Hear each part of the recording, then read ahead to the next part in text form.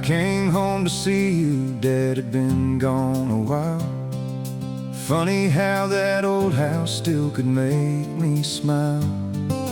I could smell the bacon cooking like I did when I was young.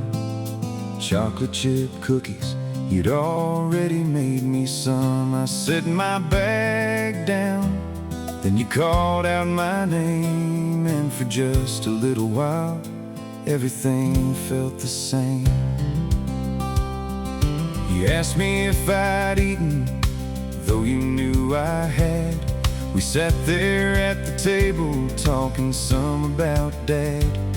You told the same old stories I'd heard 1,000 times, but somehow I was hanging on to every single line. I wasn't in a hurry, had nowhere else to be, just a grown man sitting there with Mom and memories. No matter how old I get or how far from home I've gone, one look across that table and I'm still your little son.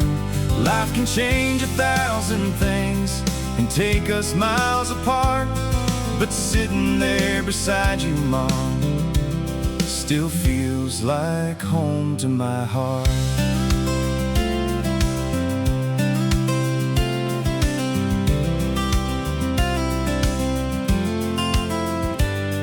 We walked into the living room, you settled in your chair. Dad's old picture on the mantle was still sitting there. You asked about the family, if everybody's doing fine. We talked about the little things and never watched the time.